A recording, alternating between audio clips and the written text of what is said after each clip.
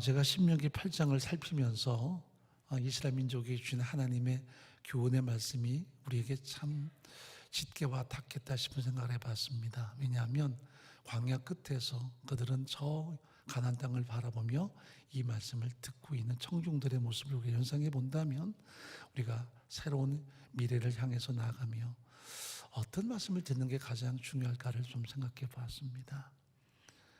어쩌면 40년 광야 생활이 끝나갈 즈음에 우리는 2년의 광야인데도 이렇게 힘들었다면 그들은 얼마나 많이 힘들고 어려웠겠습니까?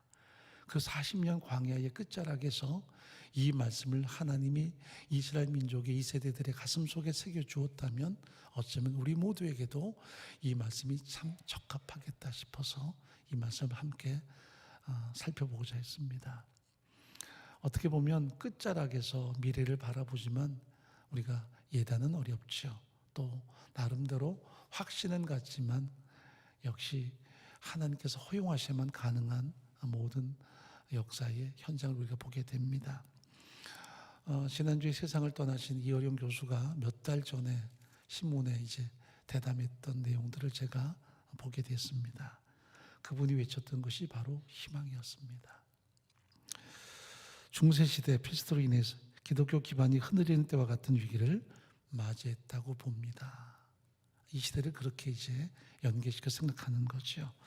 이 불행 속에서도 우리는 현대인이 그동안 잊고 있었던 여러 가지 종교적 가치와 구제를 찾게 됩니다.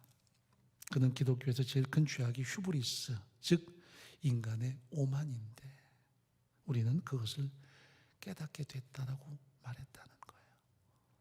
그렇죠, 오만했습니다. 세상도 오만했지만 우리도 많이 오만했습니다. 그것을 깨우치는 소중한 기회로 선용된 거겠죠. 또 전 인류가 이 세상의 모든 가치 가운데 생명 이상의 것이 없다는 것을 동시에 깨닫게 됐다고 덧붙였다. 한 사람을 살리기 위해서 참 많이 애쓰는 의료진이 있고요. 또 많은 가족들이 있습니다. 우리가 한 사람을 위해서 어떻게 보면 이 코로나 바이러스는 노년층에게 재앙이 되죠. 그래서 북유럽 같은 곳은 우리가 흔히 말하는 북유럽의 자유, 그들의 모든 사회적인 이 보호기구들을 굉장히 선망했는데 그것이 완전히 무너져버리고 말았습니다.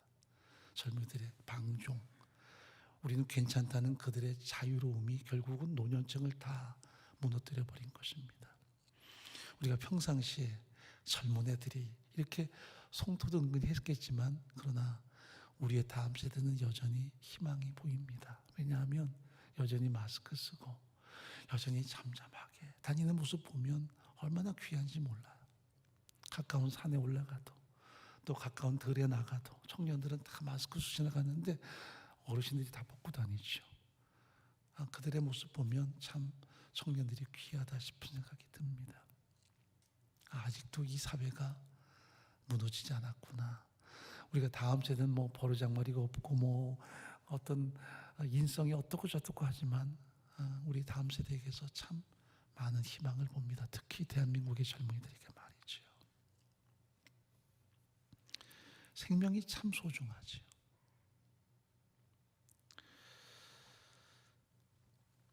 그리고 앞으로 다가올 희망을 이렇게 설파했습니다. 기독교 문명의 본바탕인 유럽은 물론 한국도 많은 시련과 핍박을 받고 있다며 그러나 페스트라는 재앙의 마지막 종착지였던 파리도 페스트가 지나간 뒤에 모든 면에서 이전보다 발전했고 유럽의 문화의 중심지로 화려한 꽃을 피우게 됐다라고 설명했다. 그래서 오늘날 불신받고 쇠퇴하는 기독교의 생명을 가치를 일깨우고 인간의 오만과 그로 인한 재앙을 극복했던 그 힘을 되살려내는 것이 희망이라고 강조했다. 우리가 좀 많이 늦었지만 교회가 세상을 향한 어떤 희망을 드러낼 것인가? 세상은 다양한 법에 순종도 하고요. 또 자신들을 얽어먹이는 여러 가지 방역에도 철저하게 굴복했는데 교회는 그러지 못했던 과격함이 많았습니다. 이제 뒤늦게나마 교회도 반성을 하고요. 우리가 휴브리스, 오만이 아니라 휴머니티, 철저하게 사람을 향한 사랑을 가지고 겸비한 현장을 우리가 가질 수 있어야 되겠죠. 그래서 하나님께 겸손하고 사람에 대해서 겸비한 그런 공동체 혹은 우리의 삶이 참 필요하겠다라는 생각을 해보았습니다. 이것이 희망이겠지요. 그냥 코로나 끝날 거다가 희망이 아니라 우리의 오만함이 다 깨어지고 세상을 향해서 우리가 오만하게 보였던 그 모든 것이 다 깨어지고 진정 겸비함, 사람을 향한 진정한 겸비함, 한 영혼을 향한 우리의 진정한 사랑만이 이 시대를 살리는 진정한 소망이 아닐까 싶은 생각을 해봤습니다. 하나님의 사람들은 무엇으로 그 모든 소망의 동력을 공급받을까요? 물론 희망도 중요하지만 오늘 본문은 우리에게 분명히 말씀하십니다. 살아계신 하나님과 하나님의 말씀이라고요. 이것만이 유일한 인생의 희망이요 시대의 희망이라는 것을 성경은 분명히 말씀하고 있습니다. 광야 끝자락에서 이스라엘 백성은 하나님의 말씀을 듣습니다. 이제 광야가 끝난다. 그것도 중요하지만 앞으로 우리가 새벽을 어떻게 맞이할 것인가, 앞으로 어떻게 미래를 향해서 나갈 것인가는 더 중요한 면이 있기 때문입니다. 자, 2절 말씀 읽어보죠. 내 하나님 여호와께서 이 40년 동안 너로 광야 길을 걷게 하신 것을 기억하라. 이는 너를 낮추시며 너를 시험하사 네 마음이 어떠한지 그 명령을 지키는지 아니 지키는지 알려 하심이라. 하나님이 그들의 본심을 모르겠습니까? 다 아시죠. 그런데 1세대에게는 하나님께서 끊임없이 징벌도 하시는 것처럼 보이지만 이 과정을 통해서 2세대에게 하나님의 임재와 사랑을 다시 한번 기억하게 하는 소중한 현장으로 선용됐다는 것을 성경은 말씀합니다. 여러분, 지난 2년 동안 우리의 삶이 쇠퇴하거나 신앙이 쇠퇴하지는 않았습니까? 우리가 사나워지고 분노하고 우리의 신앙 그 자체가 다 와해돼버린 현장은 없습니까? 그렇다면 가뜩이나 삶도 힘든데 우리의 신앙도 위험해진 것입니다. 현실이 아무리 위험하고 아무리 척박해도 하나님을 향한 우리의 신앙만은 견고히 서야 되고 우리의 영성은 더 견고히 서야 되는데 그것마저 무너져 버리면 우리는 사실상 이 터널을 벗어나도 많은 것을 잃어버린 삶이 될 수밖에 없습니다. 엎어진 김에 무릎 꿇고요, 그래서 엎어진 김에 기도하는 그런 삶이 사실은 복된 거죠. 그런데 나는 넘어지지 않았어, 나는 괜찮아, 이것도 사실은 우리에게 유익한 건 아니에요. 사방이 다 함께 어두울 때 함께 무릎 꿇고 하나님을 의지하고 하나님 아니면 안 되는 그 삶의 진정한 면을 선포하는 것이 신앙의 기본을 다잡는 모습이겠죠.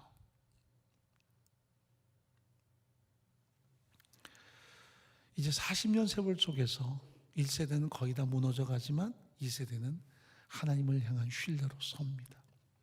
우리가 여호수아서를 지금까지 새벽마다 살피고 있고 또 사랑반 모임에서도 하나하나 점검하고 있지만 그 모든 순종의 장은 40년의 이 광야 생활이 2세대에게 주는 진정한 유익이었습니다.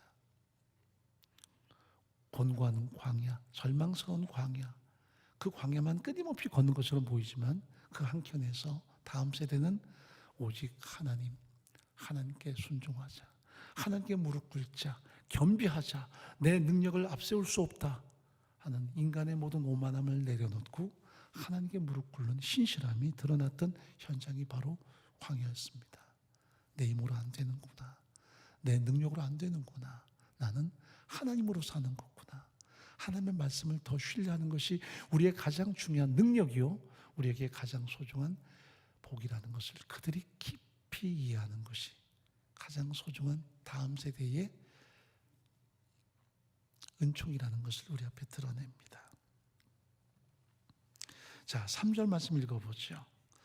너를 낮추시며 또 너를 줄이게 하시며 또 너도 알지 못하며 내 열조도 알지 못하던 만나를 내게 먹이신 것은 왜 그랬을까요? 사람이 떡으로만 사는 것이 아니요 여호와 입에서 나오는 모든 말씀으로 사는 줄을 너로 알게 하려 하심이니라. 하나님으로 산다. 하나님을 의지하는 것, 하나님을 통해 사는 것, 하나님에 의해 사는 것, 이것이 가장 큰 우리 삶의 든든한 버팀목이라는 것을 일깨우는 현장이었습니다. 우리가 이런 터널을 지나면서 과거를 많이 좀 점검해 봐야 돼요. 내가 왜 그렇게 하나님께 대해서 오만했던가? 내가 언제 겸비했던가? 대부분 오만할 때는 내가 스스로 설 수 있다 생각했을 때예요. 내가 부유해졌을 때, 내가 형통할 때, 내가 강건할 때, 온통 그때는 우리가 오만함으로 가득 차 있었어요. 그러나 2년의 세월을 통해서 오만함은 깨어지고 드러나는 것이 겸비함이어야 돼요. 마스크 쓰고 답답하니까 막 사람이 속까지 답답하죠. 그러나 마음은 겸비해져야 돼요. 더 많이 겸비해져야 돼요. 세상 사람은 사나워졌어요. 과격해지기도 했어요. 하나님의 사람들은 더 많이 겸비해져야 돼요. 우리가 오만했었구나. 우리가 하나님 아니면 안 되는 거구나. 하루아침에 교회 문을 닫을 수도 있는 거구나. 어떤 체제가 바뀌어서 공산당이 쳐들어와서 우리의 교회 문을 닫는 것뿐 아니구나. 이렇게 한 시대가 위험해지는 거구나. 우리는 스스로 세상을 위해서 교회 문을 닫기도 하고 세상을 섬기기 위해서 우리 스스로 자신을 제어하지만 언젠가 우리가 잘못 살면 세상이 교회를 향해서 그렇게 과격하게 분노할 수 있겠구나라는 현실을 깨닫고 더 많이 겸비해야 돼요. 교회가 어떤 모습으로 드러날까? 크리스찬들 어떤 모습으로 드러날까? 우리 주변 사람이 어떤 모습으로 드러날까? 우리가 교회 문을 닫고 이렇게 조심스럽게 예배할 때 가끔 우리가 이제 혼인이 있잖아요. 그때는 많은 분들이 여기를 들어옵니다. 그러면 주변 분들이 전화를 해서 방역당국에서 끊임없이 전화가 와요. 왜 교회 사람이 많이 모이느냐? 지금 혼인 예배 때문입니다. 주일날은 모이는 걸 알아요. 다른 날 모이는 데 대해서 세상은 온통 관심이 많아요. 레이더가 가동이 돼요. 이런 세상 속의 교회는 얼마만큼 더 우리의 영향을 이뤄낼 것인가? 결국 오만해서는 안 된다는 것, 더 많이 겸비해야 된다는 것, 더 많이 낮아져야 된다는 것.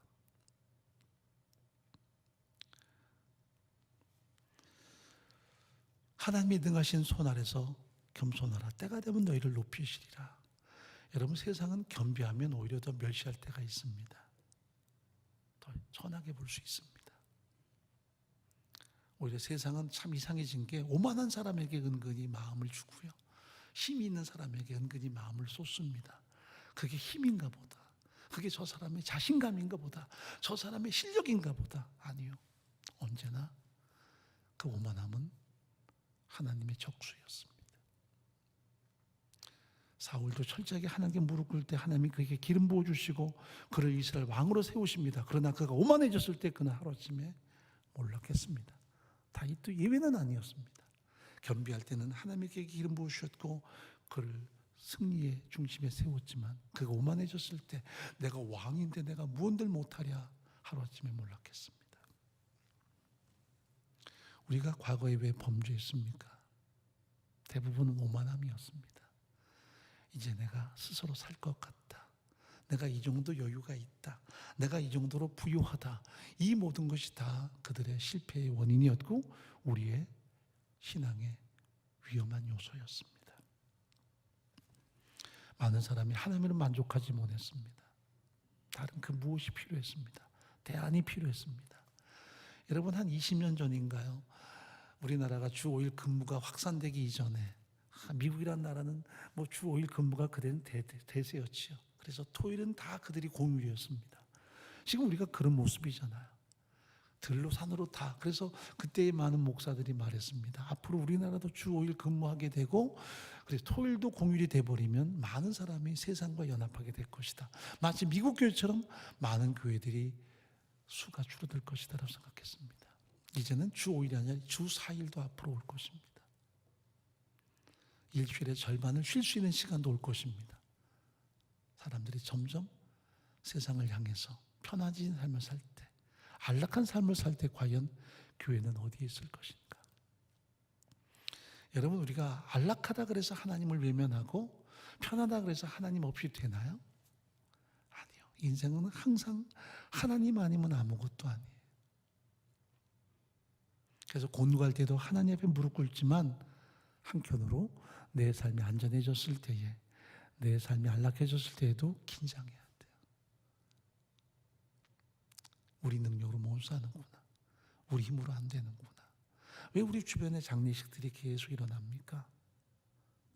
그것은 다음은 내 차례인 거예요. 언젠가는 반드시 올 거예요. 살아갈수록 인생은 녹록지 않아요. 인생은 결코 만만치 않아요. 살아가는 게 은혜고요. 매일마다 광야에서 하나님의 은혜에 대한 소중한 마음들을 그들은 가슴에 담고 살아야 됐어요. 새벽마다 내리는 만나를 먹으면서, 낮에는 그들을 덮어주는 구름 기둥을 경험하면서, 밤에는 따스하게 그들을 데워주는 불 기둥을 경험하면서 오늘도 하나님으로 산다, 하나님에 의해 산다, 하나님을 통해 산다는 것이 온통 그들의 모든 삶 속에 드러나는 현장이었습니다만은, 근데 그들은 닥치고 원망부터 시작합니다. 여러분, 우리 속에 선명한 은혜가 남아 있습니까? 아니면 오만함이 남아 있습니까? 우리 속에 여전히 하나님에 의해서 산다는 은혜가 작동됩니까? 아니면 내 힘과 능력을 과시하는 우리 오만함이 작동됩니까?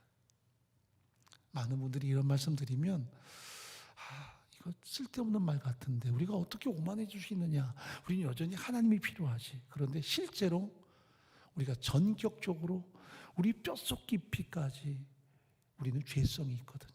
조금만 안전하면 그저 내가 그러기 쉽고요. 조금만 우리가 평안하면 세상과 연합할 위험성이 너무나 많아요. 그래서 항상 나를 무릎 꿇리는 현장이 필요한 거예요. 우린 뼛속까지 죄인이에요. 그래서 은혜가 뼛속까지 사무치지 않으면, 매 순간마다 뼛속까지 그 은혜가 깊이 나를 장악하지 않으면 우린 순간 어제 일을 망각하고 과거의 모든 은혜를 망각할 수 있는 위험성이 너무나 많아요. 이스라엘 백성들이 어제의 일을 망각했고 하나님의 은혜를 원망했다면 우리는 그 몇십 배의 위험성이 많은 사람들이에요. 그래서 여전히 은혜를 기억하고 살아야 돼요. 하나님은 절대적이신 분이에요. 다른 어떤 과 섞을 수가 없어요. 다른 어떤 과 바꿀 수 없어요. 하나님만이 나의 절대적인 대상이시다. 나는 하나님 아니면 안 된다. 하나님이 내 목숨보다 더 존귀하다. 내 모든 것보다 하나님이 더 존귀하다. 나는 그 하나님만이 전부다. 이게 말장난이 아닌 매 순간 우리 삶의 선명한 선언이 되어야 돼요. 자신에게 선언해야 돼요. 너는 은혜로 산다. 오늘도 은혜로 살아가야 된다. 하나님 아니면 넌 아무것도 아니다. 우리 상대방한테 너 아무것도 아니야 그렇게 말 잘해요. 그건 너무나 큰 죄악이죠. 내가 아무것도 아니에요. 하나님 아니면 난 아무것도 아니에요. 그래서 하나님을 잡은 사람은 모든 걸 얻은 사람이고, 하나님을 놓친 사람은 모든 걸 다 잃은 사람이에요. 그래서 성경을 보면 세상 모든 걸 다 가졌어도 하나님과 관계가 소홀해지면 그 사람은 실패자예요. 그러나 세상 모든 걸 다 잃었어도 하나님을 붙들고 하나님을 철저하게 신뢰한 사람은 진정한 성공자예요. 하나님이 절대적인 분이십니다. 욥이 모든 걸 상실하지만 그에게 오직 중요한 것은 하나님과의 관계였고 하나님 자신이었어요. 나는 하나님 아니면 안 된다. 친구들은 와서 그를 끊임없이 곤박하죠. 이 모든 걸 잃어버린 것이 무슨 원인이냐? 네가 이렇게 병든 탓이 누구 탓이냐? 너의 죄 때문일 것이다 하지만, 그러나 모든 게 상실됐어도 한 가지 상실되지 않은 것은 하나님께 대한 그의 신뢰였어요. 하나님 아니면 난 안 된다는 것. 어떤 세상의 부유함이 내게 다가와도 하나님 아니면 안 된다는 것이 신앙이고요. 어떤 세상의 형통함이 다가와도 하나님 아니면 안 된다는 것을 선언하는 게 진정한 믿음이고요. 내가 아무리 강건하고 내가 아무리 모든 면에서 사람들에게 박수받을 만한 상황이라도 우리의 속 깊은 고백은 나는 하나님 아니면 안 돼라는 선명한 선언이 존재해야 돼요. 그게 신앙이에요.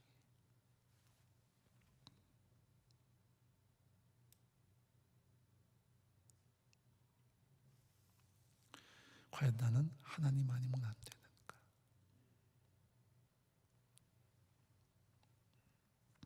하나님이 가지신 당신의 간절한 바람이 있었습니다. 그것이 6절에 등장하죠. 그들의 부요함이 아니었습니다. 기억하세요. 하나님께서 관심을 갖는 것과 내가 관심을 갖는 것이 맞지 않을 때 응답은 없어요. 그래서 기도란 하나님께서 무엇을 원하시는가에 대해서 방향을 찾아가는 거예요. 그런데 우리는 무조건 내가 원하는 것을 끌어내려고 애를 많이 쓰지요. 그게 미숙함이고요.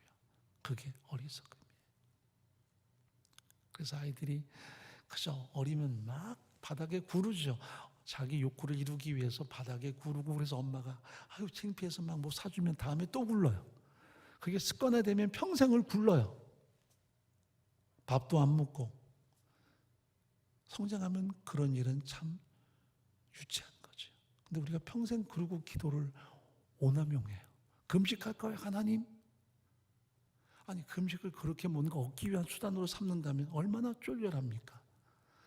적어도 나는 먹는 것보다 하나님을 더 사랑합니다라는 면에서 금식하면 그것은 괜찮아요. 1년에 한 번씩 금식하면서 하나님, 저는 안 먹고는 못 사는 사람인데 제가 이렇게 안 먹는 것은 하나님 아니면 더 안 된다는 제 스스로의 성찰을 이루기 위해서입니다. 그건 좋은 거예요. 그런데 뭔가 얻기 위해서 굶는다면 그것은 아이들의 땡깡과 다를 바가 없어요. 내가 40일 기도할까요? 멋져 보이지만 그 속에 담기는 허구가 있어요. 가장 중요한 것은 하나님의 마음을 헤아리는 거예요. 하나님이 무엇을 원하실까? 그게 성숙이에요. 살아보니 부모들의 마음을 우리가 알잖아요. 살아보니 아는 거예요. 그게 성숙한 거예요. 미숙은 자기 생각, 자기 의지가 앞세워지는 거예요. 6절 말씀 읽어보겠습니다. 내 하나님 여호와의 명령을 지켜 그 도를 행하며 그를 경외할지니라. 하나님의 바람이 뭐예요? 단순히 가나안 땅만 주는 게 아니에요. 그들의 땅을 얻게 하고 그들의 모든 소유가 풍부해지고 그들이 잘 먹고 잘 사는 것만이 아니에요. 항상 가슴 속에 하나님의 말씀을 따라 사는 것, 하나님에 의해 사는 것이 전부였어요. 이게 신앙의 우선순위였어요. 7절 말씀 봅니다. 내 하나님 여호와께서 너를 아름다운 땅에 이르게 하시나니 그곳에 골짜기든지 산지든지 시내와 분천과 샘이 흐르고. 가나안 땅은 좋은 땅이었다. 그보다 더 중요한 것은 그들이 좋은 사람이기에 그들이 있는 곳은 좋은 환경이 되는 거예요. 사람이 아름다우면 환경도 아무리 현실이 척박해도 아름다워지는 거예요. 우리나라 옛 속담에 아내가 이쁘면 처갓집 말뚝을 향해서도 절을 한다고. 말뚝도 이뻐요. 그 사람이 존귀해지면 그 사람이 속한 모든 것이 존귀해져요. 그 사람이 악하면, 그 사람이 비천해지면 그가 속한 모든 게 다 비루해져요. 하나님의 뜻은 그 땅이 아름답다, 그 땅은 젖과 꿀이 흐른다 이전에 네가 하나님을 경외하는 존귀한 백성으로 선다면 네가 가는 모든 땅 하나님 임재가 가득할 것이고 하나님의 임재가 드러나는 현장이 될 것이라고 말씀하세요. 그건 존귀함입니다. 환경이 나를 존귀하게 만들지 않아요. 환경이 그 사람의 품격을 만들지 않아요. 아무리 부유해도 품격이 없는 사람이 있어요. 아무리 힘을 가졌어도 천박해 보이는 사람이 있어요. 그건 재앙이에요. 비록 환경이 어려워도, 물질이 어려워도 품격이 있는 사람들이 있어요. 그게 하나님의 사람들이에요. 인성은 실력보다 더 중요한 거예요. 품격도 그 사람의 모든 것보다 더 중요한 거예요. 하나님이 원하는 것은 그 부분이에요. 하나님의 사람으로 살아가는 것. 자, 16절 한번 읽어보겠습니다. 이는 다 너를 낮추시며 너를 시험하사 마침내 내게 복을 주려 하심이었느니라. 이 복이란 말이 그저 물질의 부유함, 환경의 형통함만은 아니에요. 성경에서 복을 말할 때는 항상 하나님 자신이었어요. 그래서 하나님과 끌어안는 관계. 주 떠나가시면 내 생명 헛되네. 즐겁고 슬플 때 늘 계시옵소서. 기쁘고 기쁘도다 항상 기쁘도다 나 주께 왔사오니. 그 다음이 좀 틀려요. 우리 복 주옵소서인데 사실은 성경적이잖아요. 그게 복입니다. 둘째 아들이 부영 가운데 떠났어요. 그에게 가장 큰 복은 부유함이 아니었어요. 상실함도 저주는 아니었어요. 그에게 가장 큰 복은 아버지께 돌아오는 것. 돌아오니 아버지가 그를 부유하게 회복하셨어요. 모든 신분 회복하셨어요. 하나님이 복인 거예요. 그 속에 담긴 핵심 메시지. 나는 하나님으로 산다. 지난 2년 동안 우리가 터널을 지나오면서 교회도 하나님으로 산다. 우리의 모든 삶도 하나님으로 존재한다. 목사든 동역자든 다 하나님에 의해서 사는 선명한 기준이 우리 속에 새겨지지 않았다면 우리 헛산 거예요. 헛시간 보낸 거예요. 과격해졌고 오만해졌다면 함부로 산 거예요. 우리는 하나님으로 사는 거구나. 하나님 아니면 안 되는구나.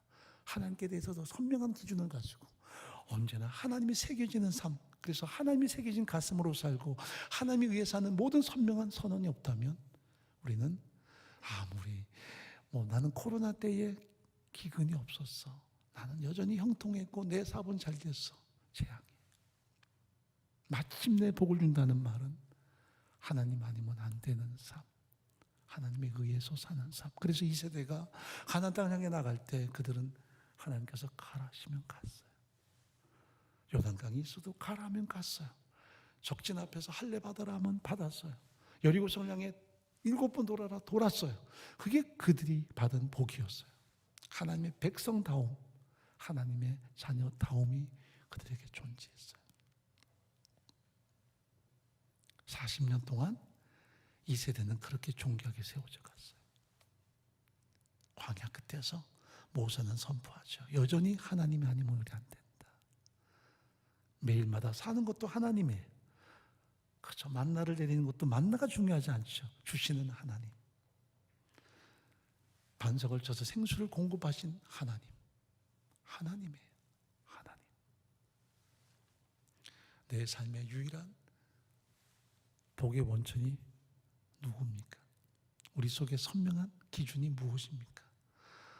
언제나 내 삶 속에서 흘러나오는 진정한 고백이 무엇입니까? 그래서 은혜란 너무나 짙은 의미가 있어요. 무조건적인 하나님의 호의와 사랑, 내게 베푸시는 하나님의 철저한 호의와 사랑, 그게 은혜. 우리의 공로 없어요. 우리의 실력 없어요. 우리의 열심 없어요. 그래서 은혜만 남는 거예요. 여러분 안에 어떤 선명한 광야 2년 동안의 고백이 새겨져 있는지 한번 점검해 보세요. 다 우리가 하나님에 의해서 살았다. 내가 하나님을 통해 살았다는 선명한 기준이 없다면 우리의 광야는 아무리 끝나도 끝난 게 아니에요. 우리 안에 그런 소중한 생명력이 가득하기를 간절히 바랍니다.